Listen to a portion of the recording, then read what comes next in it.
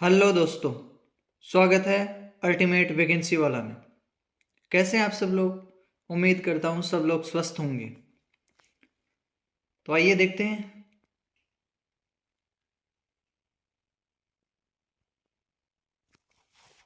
जनवरी से नवंबर तक का कुछ महत्वपूर्ण करंट अफेयर्स।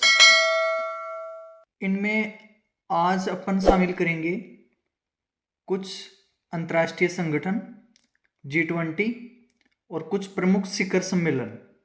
इनसे संबंधित क्वेश्चन होंगे जो बहुत ही महत्वपूर्ण क्वेश्चन होंगे। तो आइए देखते हैं आज का फर्स्ट क्वेश्चन। WHO की दक्षिण पूर्व एशिया क्षेत्र का रीजनल डायरेक्टर किसे चुना गया है? WHO की दक्षिणी पूर्वी एशिया क्षेत्र का रीजनल डायरेक्टर किसे चुना गया है? जिसके ऑप्शन है डॉक्टर शंभू आचार्य, साइमा वाजेद, रेजुसा मेनन, हर्षवर्धन। तो इसका राइट आंसर है साइमा वाजेद। साइमा वाजेद बांग्लादेश के प्रधानमंत्री शेख हसीना की बेटी है। Next question. भारतीय प्रतिस्पर्धा आयोग CCI किस अंतर्राष्ट्रीय नेटवर्क के 18 सदस्यीय संचालन समिति का सदस्य बना है?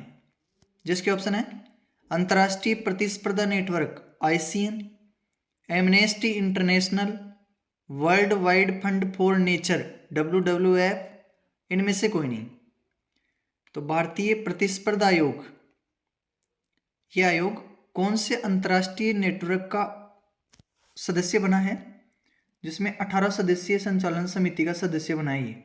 तो इसका राइट आंसर है ICN, अंतर्राष्ट्रीय प्रतिस्पर्धा नेटवर्क, इसका सदस्य बना है। Next question. UN महासचिव द्वारा घोषित global AI multi stakeholder advisory body में इनमें से कौन भारतीय शामिल है? जिसके ऑप्शन है अमनदीप सिंह गिल, शरद शर्मा, नाजनीन रजनी, उपरोक्त सभी।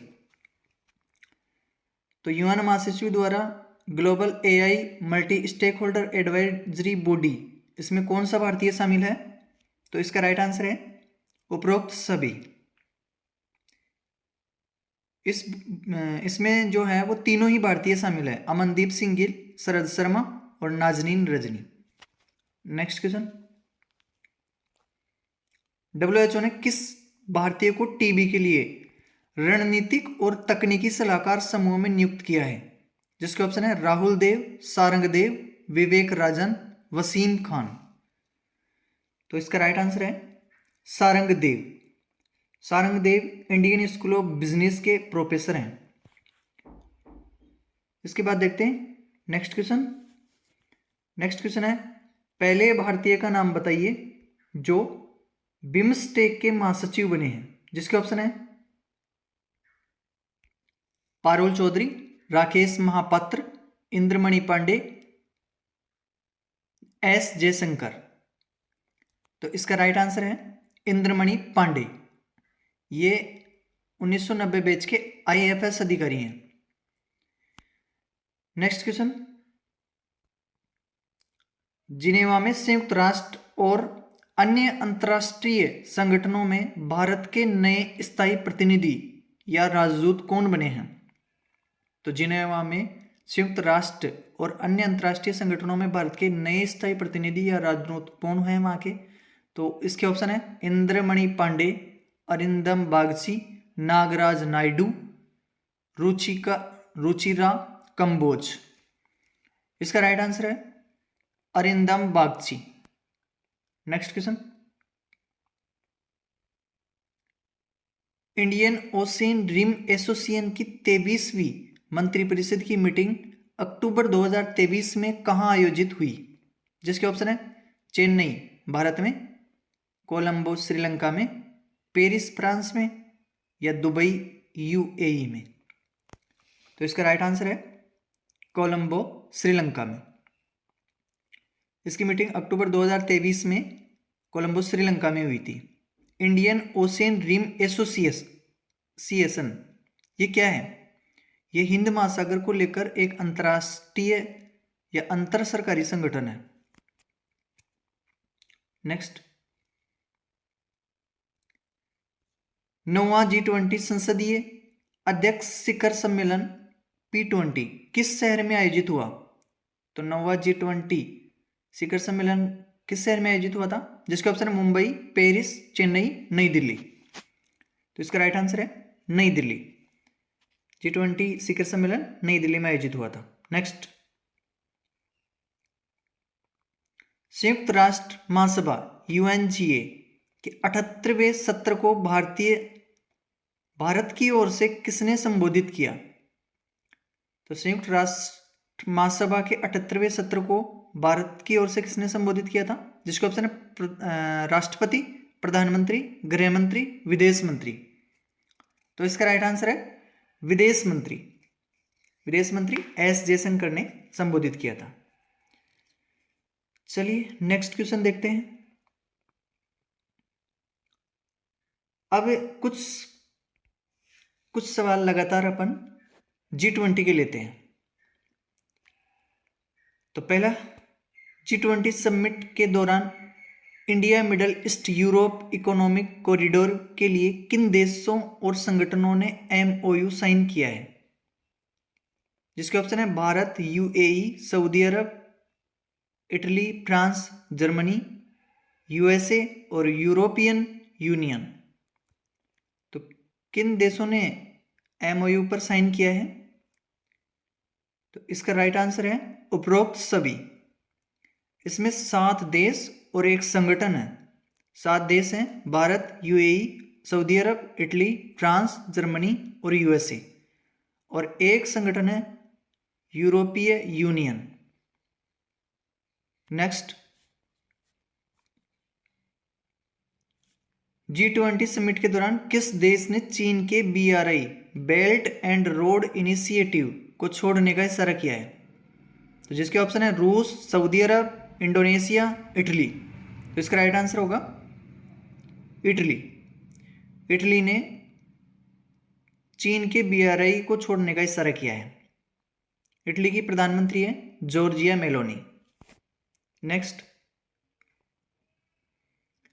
शिखर सम्मेलन के दौरान PM मोदी ने G20 उपग्रह मिशन का प्रस्ताव दिया। यह इनमें से किससे संबंधित है? जिसके ऑप्शन है न्यूक्लियर हथियार की निगरानी से संबंधित है, जलवायु और मौसम की निगरानी से, आतंकवाद को खत्म करने से, समुद्री निगरानी से। तो इसका राइट आंसर होगा जलवायु और मौसम की निगरानी से संबंधित है। नेक्स्ट क्वेश्चन, G20 समिट में ग्लोबल बायोफ्यूल अलायंस वैश्विक जैव ईंधन गठबंधन की घोषणा हुई। इसके आरंभिक सदस्य कौन हैं? जिसके ऑप्शन है Bharat, Argentina, Bangladesh, Brazil, Italy, Mauritius, south Africa, UAE, USA, उपरोक्त सभी। तो शिखर सम्मेलन में जो G20 में ग्लोबल बायोफ्यूल अलायंस की घोषणा हुई उसमें आरंभिक सदस्य कौन कौन से थे? तो इसके आरंभिक सदस्य राइट आंसर है उपरोक्त सभी। सभी इसके आरंभिक सदस्य थे। ये टोटल 19 देश और 2 अंतर्राष्ट्रीय संगठन शामिल और होंगे इसमें। अब उनमें 2 अंतर्राष्ट्रीय संगठनों में एक का नाम है यूरोपियन संघ और दूसरे का नाम है अफ्रीकी संघ। नेक्स्ट, G20 समिट के दौरान सदस्य और मेहमान देश के नेताओं ने किस महापुरुष को स्मारक स्थल पर श्रद्धांजलि दी? जिसके ऑप्शन है अटल बिहारी वाजपेयी, महात्मा गांधी, जवाहरलाल नेहरू, इंदिरा गांधी। तो इसका राइट आंसर है महात्मा गांधी। नेक्स्ट, G20 की स्थापना के बाद पहली बार 2023 में विस्तार हुआ। इसका 21वां सदस्य कौन बना है? G20 में 21वां सदस्य कौन बना है और पहली बार 2023 में इसका विस्तार हुआ है? जिसके ऑप्शन है एशियन संघ, अफ्रीकी संघ, बांग्लादेश, नाटो। तो इसका राइट आंसर है अफ्रीकी संघ। अभी अपन ने इससे संबंधित एक क्वेश्चन पहले देखा था, उसमें बताया था 19 देश प्लस 2 संघ है, इसमें एक यूरोपियन यूनियन था और एक अफ्रीकी संघ था और इसके अलावा 19 देश थे। नेक्स्ट क्वेश्चन, G20 का कौन सा शिखर सम्मेलन 9 और 10 सितंबर 2023 को आयोजित हुआ? जिसके ऑप्शन है 15वां, 16वां, 17वां, 18वां। G20 का कौन सा शिखर सम्मेलन हुआ था 2023 में? जिसका राइट आंसर है 18वां। नेक्स्ट, 18वें G20 के शेरपा का नाम बताइए। 18वें G20 के शेरपा का नाम, जिसके ऑप्शन है अमिताभ कांत, राकेश वर्मा, अरुण विजय, नरेंद्र मोदी। तो इसका राइट आंसर है अमिताभ कांत। 18वें G20 के शेरपा का नाम है अमिताभ कांत। नेक्स्ट, G20 शिखर सम्मेलन का आयोजन दिल्ली की किस बिल्डिंग में हुआ? जिसके ऑप्शन है इंडिया मंडपम, भारत केंद्र, भारत मंडपम, G20 मंडपम। तो इसका राइट आंसर है भारत मंडपम। भारत मंडपम में G20 शिखर सम्मेलन का आयोजन हुआ। भारत मंडपम के बाहर नटराज की प्रतिमा स्थापित की गई थी और नटराज की ये दुनिया की सबसे ऊंची प्रतिमा है। ये 8 धातुओं से बनी हुई प्रतिमा है। इसके बाद देखते हैं अगला क्वेश्चन। भारत ने G20 शिखर सम्मेलन 2023 के लिए किन देशों को गेस्ट कंट्री यानी कि अतिथि देश का दर्जा दिया है? जिसके ऑप्शन है बांग्लादेश, मिस्र, Mauritius, Nigeria, Oman, Singapore, Spain, UAE, Netherland, उपरोक्त सभी। तो अतिथि देशों का दर्जा किसे दिया है? इसका राइट आंसर है उपरोक्त सभी। इन सभी देशों को अतिथि देश के रूप में दर्जा दिया था। ये टोटल 9 देश हैं। नेक्स्ट क्वेश्चन, भारत की अध्यक्षता में 18वीं G20 समिट की थीम बताइए। 18वीं G20 समिट की थीम क्या थी? जिसका ऑप्शन है वसुदेव कुटुंबकम, एक दुनिया, अतिथि देवो भव, इनमें से कोई नहीं। तो इसका राइट आंसर है वसुदेव कुटुंबकम।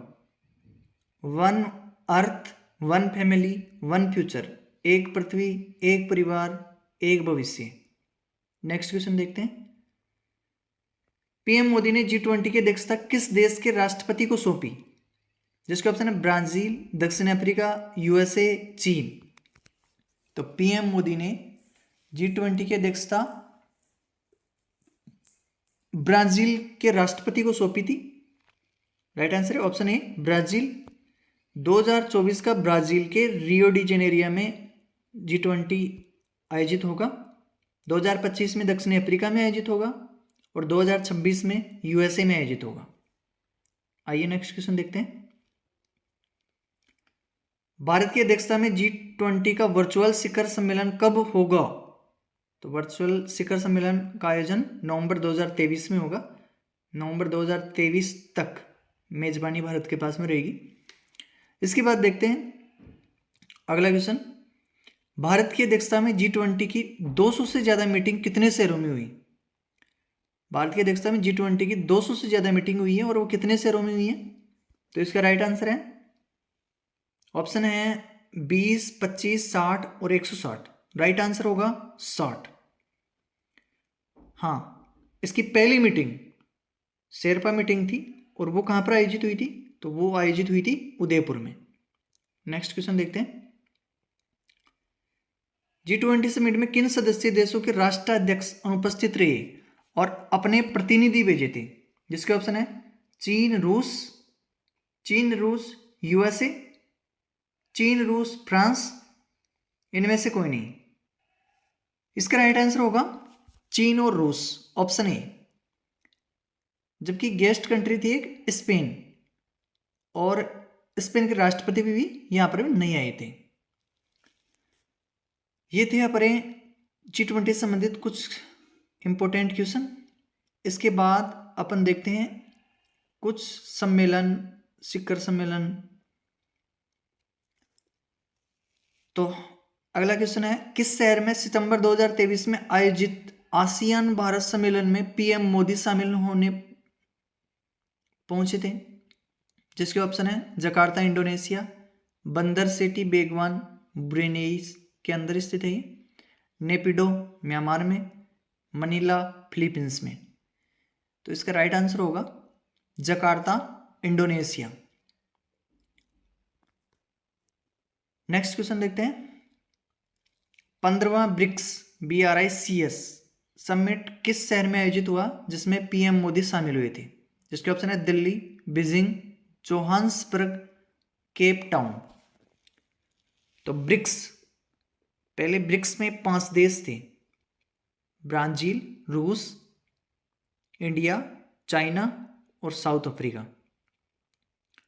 लेकिन अब इसमें 6 देश और जोड़ दिए गए हैं नए सदस्यों के रूप में। वो नए सदस्य कौन कौन से हैं?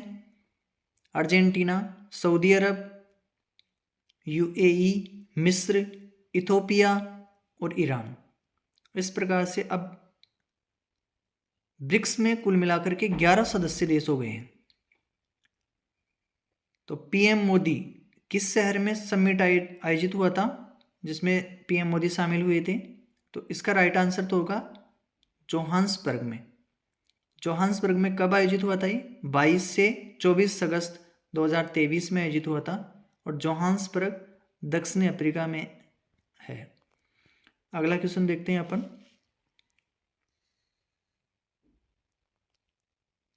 हाँ, इससे पहले एक क्वेश्चन और देख लेते हैं। 2024 का 16वां ब्रिक्स शिखर सम्मेलन आयोजित होगा और वो कहाँ पर आयोजित होगा? 2024 का 16वां ब्रिक्स शिखर सम्मेलन कजान, रूस में आयोजित होगा। चलिए अगला क्वेश्चन पर। मेकांग गंगा सहयोग MGC की 12वीं बैठक किस शहर में जुलाई 2023 में आयोजित हुई जिसमें एस जयशंकर शामिल हुए? तो ये कहाँ पर शामिल हुए थे? जिसके ऑप्शन है दिल्ली, ढाका, बैंकॉक, काठमांडू। तो इसका राइट आंसर होगा बैंकॉक। इसके बाद में अगला क्वेश्चन है, बिम्स्टेक विदेश मंत्रियों की मीटिंग बुलाई ये जुलाई 2023 में किस शहर में हुई जिसमें एस जयशंकर ने हिस्सा लिया था? जिसके ऑप्शन है दिल्ली, ढाका, बैंकॉक, काठमांडू। तो इसका राइट आंसर होगा बैंकॉक। ये बिम्स्टेक की जो मीटिंग हुई थी वो कब हुई थी? 17 से 18 जुलाई 2023 को हुई थी और कितने देश शामिल थे? 7 देश इसमें थे। नेक्स्ट, नाटो का महासचिव लगातार तीसरी बार किसे चुना गया है? जिसके ऑप्शन है James Stoltenberg, James Robert, bill Clinton, इनमें से कोई नहीं। तो इसका राइट आंसर होगा जेम्स स्टोल्टेनबर्ग। ये नॉर्वे के पीएम रह चुके हैं। इसके बाद में देखते हैं अगला क्वेश्चन। यूरोपीय संसद ने किस भारतीय राज्य में हिंसा रोकने के आह्वान का प्रस्ताव पारित किया जिसे भारत ने आंतरिक मामला बताकर खारिज कर दिया? जिसके ऑप्शन है गुजरात, मणिपुर, जम्मू कश्मीर, उत्तर प्रदेश। तो इसका राइट आंसर है मणिपुर। अगला क्वेश्चन देखते हैं। यूएन महासचिव के निमंत्रण पर Bharat global crisis response group के चैंपियन ग्रुप में शामिल हुआ। यह ग्रुप किस मुद्दे पर काम करता है? खाद्य सुरक्षा, ऊर्जा संकट, वित्त संकट, उपरोक्त सभी। किस मुद्दे पर काम करता है? तो इसका राइट आंसर होगा उपरोक्त सभी। इन तीनों मुद्दों पर काम करता है, खाद्य सुरक्षा पर, ऊर्जा संकट पर और वित्त संकट पर। नेक्स्ट क्वेश्चन देखते हैं। संयुक्त राष्ट्र खाद्य और कृषि संगठन FAO का महानिदेशक दूसरी बार कौन बना है? जिसके ऑप्शन है क्यू डोंगयू, वांग यांग, विशाल सिंह, राजेश मौर्य। तो क्यू डोंगयू इनकी दूसरी बार महानिदेशक बनी है FAO की। अगला क्वेश्चन देखते हैं। शंघाई सहयोग संगठन का नया स्थायी सदस्य इनमें से कौन बना है? जिसके ऑप्शन है ईरान, इराक, अफगानिस्तान, नेपाल। इसका राइट आंसर होगा ईरान। शंघाई सहयोग संगठन SCO इसकी अध्यक्षता भारत ने की थी। इसकी थीम थी सुरक्षित SCO। आइए अगला क्वेश्चन देखते हैं। संयुक्त राष्ट्र महासभा के 78वें अध्यक्ष कौन चुने गए हैं? जिसके ऑप्शन है Dennis Francis, David Paul, Rakesh Maria, S Jaishankar. तो संयुक्त राष्ट्र महासभा के 78वें अध्यक्ष के रूप में डेनिस फ्रांसिस को चुना गया है। अगला क्वेश्चन देखते हैं।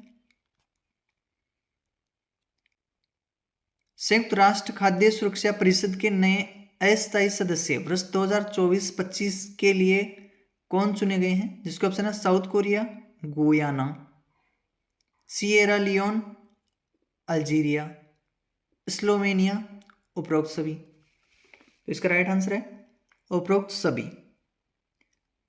संयुक्त राष्ट्र खाद्य सुरक्षा परिषद